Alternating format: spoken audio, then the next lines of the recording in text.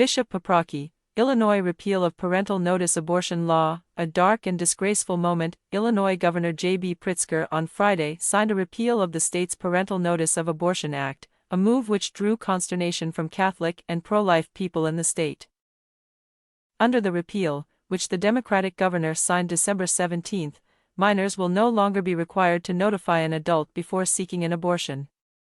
The repeal, which Illinois' legislature passed in October, takes effect June 1, 2022. Bishop Thomas Paprocki of Springfield in Illinois called the bill's signing a dark and disgraceful moment in the history of the state of Illinois. It is striking how much this legislation does to provide cover, secrecy, and darkness over evil deeds. This legislative action violates the most fundamental rights and duties entrusted by God to parents to ensure the health and safety of their children, Paprocki said. This is a right and responsibility that God grants, and which no government can take away.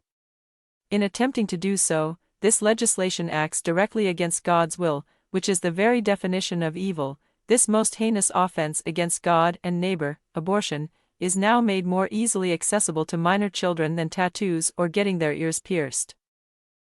Illinois' parental notification law was passed in 1995 but only implemented in 2013 after a court battle. It required that abortion providers notify the parents of a minor seeking an abortion at least 48 hours before the scheduled abortion, except in certain cases where the minor could not notify a family member.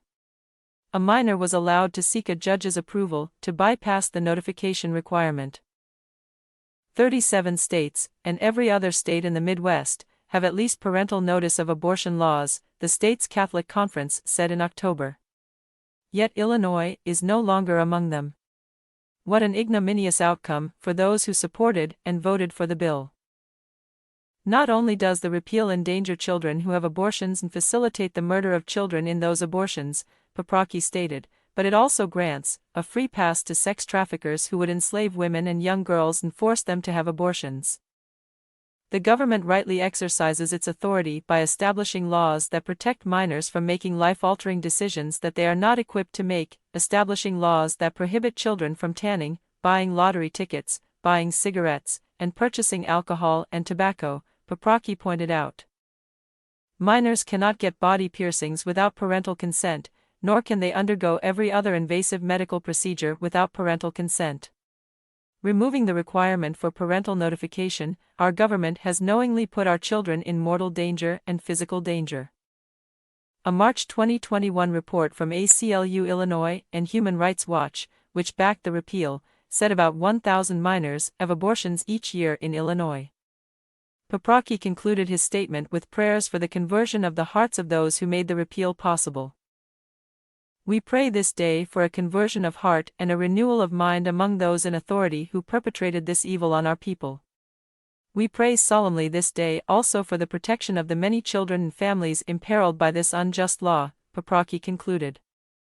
Illinois is not the first state to make legal moves to protect the privacy of minors seeking abortions.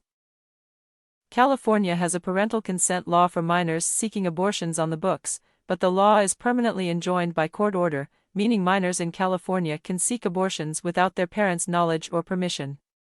And in September, California Governor Gavin Newsom signed a bill that allows insured individuals, including minors, to keep sensitive services confidential from the insurance policyholder, generally their parents.